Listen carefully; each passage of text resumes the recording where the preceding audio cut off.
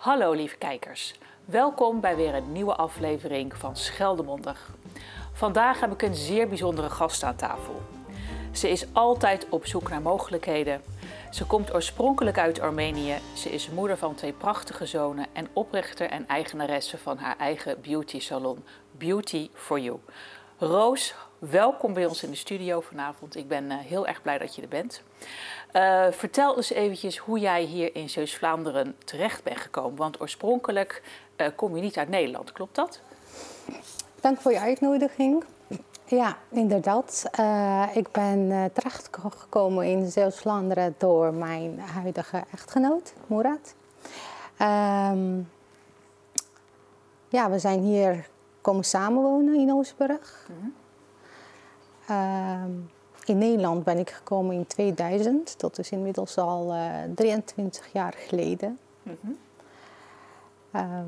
Ja. Ja, want je komt oorspronkelijk niet uit Nederland. Dat horen we natuurlijk aan de manier waarop je praat. En fantastisch dat je dat Nederlands is echt een hopeloze taal om te leren als tweede taal. Dus echt fantastisch dat je zo ontzettend goed Nederlands spreekt. Dat is natuurlijk hartstikke handig. Maar je bent als klein meisje, of hoe oud was je eigenlijk toen jullie weggingen uit Armenië? En wat was eigenlijk de aanleiding dat jullie moesten, want jullie moesten vluchten, toch? Klopt. Begrijp je dat goed? Ja, we zijn gevlucht. Ik was toen 11. Ik, mijn moeder en mijn vader met 2 zussen. We zijn toen terechtgekomen in Duitsland. En dan zijn we met de trein, geen idee, ik kan me ook niet echt goed meer herinneren, zijn we terechtgekomen in Nederland. En toen kwamen we terecht in zo'n centrum, asielzoekerscentrum. En daar werden mijn ouders geïnterviewd. En 8 jaar in zo'n asielzoekerscentrum gewoond. 8 jaar? 8 jaar. Wat heftig.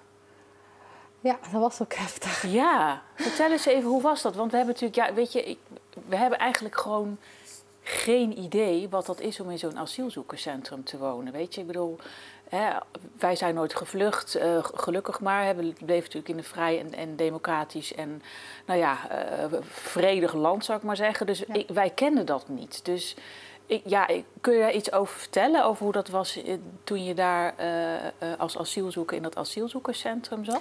Nou, het was heel erg moeilijk als kind, want de centra's gingen steeds dicht. Het ene centrum naar het andere centrum moesten we dan verhuizen. Ik heb eigenlijk van Friesland tot Rotterdam, Utrecht, overal eigenlijk een beetje gewoond in Nederland. En als jong meisje, als student, want je bent verplicht om naar school te gaan. Het is heel moeilijk om iedere keer vrienden te maken, iedere keer een nieuwe omgeving. Maar goed, het was niet anders. Dus en wat zeg je was verplicht om te verhuizen als zo'n centra dichtging. Ja. En dan moest je weer opnieuw beginnen. En dan moest je weer opnieuw beginnen. Weer naar een nieuwe school. Nieuwe vrienden, nieuwe kennissen. En je wist helemaal niet in wat voor centrum je terecht kwam. Soms moest je met andere mensen wonen in een caravan. Gelukkig waren wij een groot gezin met mijn zus. Dat hebben wij dus niet meegemaakt. Dat we met iemand anders moesten wonen in één huis. Dat je dan echt de keuken deelt, het wc, een douche. Maar heel veel mensen hadden daar wel moeite mee om 2 verschillende culturen samen te leven. Ja, want je hebt natuurlijk in zo'n asielzoekerscentrum allerlei verschillende culturen, geloven, verschillende soorten mensen allemaal bij elkaar. Ja. En dat botst ook wel eens, kan ik me zo voorstellen. Heel vaak. Heb je daar iets over, wil je daar iets over zeggen? Wat heb je daar voor meegemaakt? Wij hebben zelf niet echt meegemaakt, maar er waren bijvoorbeeld wel andere Armeense families die bijvoorbeeld woonden met een andere cultuur, zoals Afrikanen of Irakezen. En soms botsten, omdat de ene leeft anders dan de andere, de ene kookt met andere kruiden dan de andere. Ja. Dus gek eigenlijk, hè? Ja. Dat je dan, dat mensen zich Eén daar is dan... wat hygiënischer dan de andere. En Ja, dat, allemaal, andere geloven en gebruiken en eetgewoontes. En ik kan me ook inderdaad voorstellen, als je met zo heel veel mensen op een kluitje woont... Ja. Ik bedoel, iedereen heeft natuurlijk een beetje levensruimte nodig om je goed te voelen en om goed te kunnen functioneren. Maar ik kan me voorstellen, als je zo op elkaar gepropt zit eigenlijk, dat doet ook iets met je natuurlijk. Hè? Ja. Daar hadden wij dus wel geluk in, omdat we een grote familie waren. Ja. Dus, Nou, gelukkig dat jullie daar dat je bent er eigenlijk heel goed uitgerold. Hè? Ja, ja. En toen vertelde je dat je je huidige man hebt leren kennen. Was dat ook in het asielzoekerscentrum of was dat pas later? Ik woonde toen wel in het asielzoekerscentrum in Leusden. Maar hij niet. Hij had al een status en een appartement in Vlissingen. En en toen kwam in 2007 pardonregeling tot zoveel aantal asielzoekers kregen status, een verblijfsvergunning. En daar zaten wij dus eigenlijk tussen. Oh, gelukkig. Ja. Maar daar moest je dus eigenlijk 8 jaar op wachten, begrijp ik. Want je bent 8 jaar dus in zo'n asielzoekerscentrum geweest. Ja. En 8 jaar leef je eigenlijk in onzekerheid van mag ik blijven, moet ik terug? Ja, zeker. Het is niet veilig in je land van herkomst. Ja. Dus ik kan me ook voorstellen dat ook heel veel stress opleverde. Ja, inderdaad. Ja. En vooral voor mij, omdat ik thuis zeg maar enige was die alle zaken regelde als kind. Dus ik ging naar de advocaat, ik moest met de advocaat praten, ik ging naar de rechtbank. Omdat ik de taal kende en mijn ouders niet, moest ik als kind, dat is... Ja, zo gaat dat dan. Zo gaat dat dan, want je had geen andere keus. Ja. Maar En dat kan me voor dat ook stress opleverde in de zin van... als ik teruggestuurd word, dan kan ik hier niet blijven om mijn ouders en mijn zusjes te helpen. Ja. Nou, gelukkig is het allemaal niet gebeurd. Hè? Gelukkig mocht je allemaal blijven. En jullie kregen de pardonregeling. Ja. En toen ben je samen gaan wonen met Moerad. Toen hebben jullie een zoontje gekregen. Ja, Edwin. Edwin, ja. En die is nu ondertussen al? 16. 16? Ja, 16 jaar. Jeetje, ja. En toen zijn jullie in Oostburg komen wonen, uiteindelijk? Ja. Oké, en door zijn werk, want hij werkte toen in Groede bij een Pitters grafisch bedrijf. Als afwerker en binder. Dus hij heeft daar bijna 13 jaar gewerkt. En toen kwamen we op een idee om een eigen bedrijf te starten. Dapper. Ja, een transportbedrijf, heel wat anders. Ja. Maar hij is gestart en het is binnen korte tijd heel erg gegroeid. Ja, we zijn begonnen met 1 busje en inmiddels hebben we al een wagenpark van 20 voertuigen. Ja, dat is echt gigantisch gegroeid in een met hele korte tijd. Met personeel en fantastisch. Eigen personeel. Ja. Want je hebt tussen de bedrijven door, want je hebt ondertussen ook een tweede zoontje gekregen. 2012 geloof ik was dat? Ja, 2012, 23 augustus. Ja. En toen heb je tussen alle bedrijven door, hè? Dus je was en moeder en student. En student, want je hebt dus in de tussentijd ook nog je opleidingen afgerond. Wat heb je eerst gedaan? Ik heb eerst bedrijfsadministratie gedaan. Daarna daarna heb ik 2 jaar gepauzeerd. En toen dacht ik, nee, ik wil toch wel verder. Juridisch sprak me aan. Ook omdat dat link met asielzoeker, dat vond ik leuk. Ja, dat snap ik. Ja. Toen ben ik juridisch gaan studeren, succesvol afgerond. En daarna ben ik werkzaam geweest bij mijn man als administratief medewerker.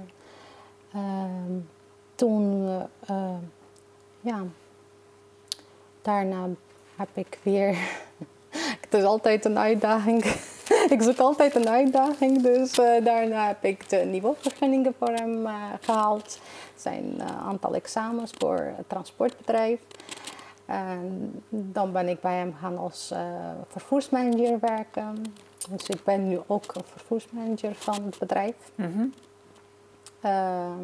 En Ja. toen verveelde je, toen dacht je, En nou toen laat dacht ik, nou, laat ik wil ik, toch wel iets anders doen. Iets met beauty, omdat ja, ik vind het leuk om mensen mooi te maken. En uiterlijk is voor mij heel belangrijk. Ja, toen ben ik gaan pedicure. Begon ik met opleiding pedicure. Maar daar stopte het niet, toen ben je Nee, doorgegaan. Toen ben ik doorgegaan en ja, inmiddels heb ik een schoonheidssalon waar je eigenlijk alle behandelingen kan doen, zoals gezichtsverzorging, pedicure, definitieve ontharing, wenkbrauwen, wimpers. Nou, en je bent zelf hoe zeg je dat, visitekaartje van je bedrijf. Je ziet er echt stralend en prachtig uit. Ah, dankjewel. Ik zei nog van, nou, ik heb mijn best gedaan om me op te maken, maar dat haalt dus niet bij hoe jij er vanavond uitziet. Dus echt, ja, dat is echt heel, dat is gewoon een ja, hoe zeg je dat, kunst eigenlijk, vind ik, als ik zo naar je kijk. Het is niet alleen maar mooi maken, maar er zit echt een ja, ik vind het gewoon kunst als ik naar je kijk. Ik vind het zo mooi. Dankjewel. Ja, dus ik denk dat het gewoon heel... nou ja, Dat is mijn passie. Ik doe dat heel graag. Ja, En, ja, dat zie ik. Ja, Ja. mooi. En het is ook niet alleen voor vrouwen, maar doe je ook mannen? Of zijn het toch voornamelijk vrouwen die bij jou in de praktijk komen? nee, ik doe ook pedicure bij mannen. Er zijn een aantal mannen die bijvoorbeeld nagelziektes hebben. Of laserontharingen. Er zijn ook mannen die bijvoorbeeld Ja, ook op bepaalde plekken, zoals rug, ja, schouders, ja. van het haar willen Ja. af zijn, dan kan dat ook natuurlijk. Ja, wat fijn. Ja. Ja, het kan allemaal tegenwoordig. Hè? Ze Ja. allemaal, de techniek staat weer voor niks. Dus dat is fantastisch. Mooi. Nou ja, ik kan me zo voorstellen dat jij je nooit verveelt. Want je verzint altijd wel weer iets nieuws om te doen. En wat ik zo mooi aan jou vind, is dat je altijd weer kijkt naar... Oké, niet alleen naar van wat is er niet, maar ook altijd van wat is er wel. En wat kan er wel? En waar zijn er weer nieuwe oplossingen? En ook toen je in het asielzoekerscentrum zat, kan ik me ook voorstellen dat je dan altijd weer keek naar van oké, wat kan er wel en waar kan ik naartoe en wat kan Ja, ik doen? zeker. Maar er waren toch wel een aantal belemmeringen.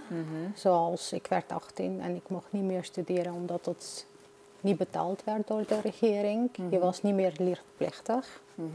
Toen wou ik heel graag tandartsassistent worden. Maar goed, dat is niet gelukt. Omdat het dus niet betaald werd. Toen ben ik op zoek gegaan naar fondsen die dat wel deden. En toen was mijn pasje weer niet geldig, identiteitskaart. Dan werd ik niet aangenomen op school. Dus iedere keer, ja. Weer een tegenslag. Een En weer een tegenslag. Ja. En ook die onzekerheid. En, ja. Ja. Maar je hebt het gered, Roos. Het is fantastisch dat je hier zit en dat je gewoon eigenaar bent van 2 bedrijven. En dat het gewoon hartstikke goed gaat met jou en je gezin. En het is echt wel een succesverhaal. Dus het is super gaaf. We hebben ons best gedaan. Ja, inderdaad. Ja, mooi. Ja. Vertel eens even iets over je naam. Want Roos is natuurlijk geen Armeense naam, toch? Officieel heet ik Wartouhi Agapapia, mijn achternaam. Wartouhi heet Roos, bloem. Vroeger werd ik hier wel eens gepest over mijn naam, Wartouhi. En toen op een dag bedacht ik mezelf van ik ga mijn naam vertalen. En dan maak ik een Nederlandse naam van, Roos. En zo is het eigenlijk een beetje, mijn roepnaam is hier Roos. Ja. En je kinderen heb je ook allebei een Nederlandse naam gegeven, toch? Klopt, David. Ja, David is een beetje internationaal, komt ook heel vaak in Armenië voor. Dat is ook een Armeense naam. Edwin, ja, dat is echt Nederlands. Echt een Nederlandse naam, ja, leuk. En dat is ook bewust gekozen. Ja. Want ik wou niet dat mijn kinderen later gepest werden. Ja, als ze een andere naam of een niet-Nederlandse naam zouden hebben. Ja, mooi. Heb je nog banden met Armenië? Ga je er nog wel eens naartoe terug? En hoe veilig is het daar nu? Kun je daar gewoon vrij in en uit reizen? Ik ben wel geweest. Momenteel is het niet zo veilig meer. Zoals je op het nieuws hoort, is het weer oorlog geweest. Met Karabach zijn mensen gevlucht. Dus Op het moment ben ik nog niet van plan om terug te gaan, Nee. want het is nu onveilig. Ja. Misschien in de toekomst, als het weer veilig is, dat ik weer eens op vakantie ga. Ja, want heb je ook nog familie zitten daar? Nee. Dat niet meer? Nee. Oké. Dus iedereen is of weg of is er niet meer? Ja, of, klopt. Ja. ja. Maar ik kan me ook voorstellen dat je er altijd een gevoelsmatige band hebt met je eigen geboorteland. Toch. Ja, zeker, zeker. Ja. Dat blijft altijd. Ja, zeker. Ook al ben ik hier opgegroeid, daar voel je je toch anders. Ja. Ja. Hoe is dat met schoonheid in Armenië? Want dat is dat anders dan Nederlandse vrouwen die zich opmaken of mooi maken? Of... Ja. Ja? Ja, daar zijn vrouwen heel verzorgd. Die zitten heel verzorgd uit. Ja, toch wel anders, ja. Ja, dus meer, volgens mij is het meer uitgesproken op de een of andere manier. Ja. Dat je meer, hoe zeg je dat? Dat je je natuurlijke schoonheid accentueert. Maar waar wij dat als Nederlandse vrouwen zeg maar zo min mogelijk doen. Klopt. Daar benadrukken jullie zeg maar veel meer dan wat wij dan doen. Ja. Dus veel uitgesprokener in de manier klopt. waarop je opmaakt. Ja, ik vind dat fantastisch. Ik vind dat prachtig om naar te kijken. Maar dat zegt ook iets over je, hoe zeg je dat? Een soort gevoel van, hoe noem je dat nou? Waar ben ik op zoek naar? Een woord van, een soort kern, hoe zeg je dat? Een soort volksspirit, snap je wat ik bedoel? Ja, ik snap wat je bedoelt, ja. En dat is ook weer anders, hè? Dus in die zin is dat, verschil met Nederlandse vrouwen en Armeense vrouwen ook wel. Ja. Ja, grappig is dat, hè? Dat ieder volk zo weer zijn eigen eigenheid heeft. Terwijl we ook gewoon allemaal ook gewoon mensen zijn natuurlijk. En ergens ook gewoon allemaal hetzelfde. Ja. Maar daar zitten wel verschillen in. Dus dat is ook wel mooi om te zien. Ja, mooi. Daarom zijn we ook van verschillende afkomsten en verschillende culturen. Ja, mooi. Nou, ik kan me ook voorstellen dat je gaat je nooit vervelen, want je verzint volgens mij elke keer wel weer wat anders. Maar het is ook je schoonheidssalon is ook een beetje geboren uit dat je er zo veel plezier aan beleeft, dat het echt een hobby was van je. Klopt dat? Want je deed het eigenlijk al een tijdje voordat je er bedrijf van gemaakt hebt. Klopt. Ja, het is meer. Ik ben begonnen als hobby en toch uitgegroeid tot een bedrijf. Ja, leuk. Ja. Nou, ik vind het fantastisch dat je hier bij mij aan tafel hebt gezeten vanavond. Ik wil je heel erg hartelijk bedanken voor je openhartigheid en je verhaal. En ook even een stukje geschiedenis over hoe dat was om in een asielzoekerscentrum te wonen. Want dat is ook niet niks, denk ik. Dat was op sommige momenten ook best wel heftig. En ik denk dat je een heel groot voorbeeld bent en ook een bron van inspiratie voor andere mensen die om wat voor reden dan ook naar Nederland zijn gekomen. En hier op de een of andere manier een bestaan willen opbouwen. Dus iedereen die dit ziet, die naar deze uitzending heeft gekeken, hoop ik dat jullie net zo van deze aflevering genoten hebben als ik. En van Roos haar verhaal en van de manier waarop ze verteld heeft over hoe ze hier terecht is gekomen. En een stukje levensgeschiedenis met ons heeft gedeeld. Dus dat vond ik enorm inspirerend. En ik ben er heel erg dankbaar voor dat je dat hebt gedaan. Dus dank je wel daarvoor. Jij ook bedankt. En dan wens ik iedereen een hele fijne dag. En tot de volgende aflevering van Scheldewondig.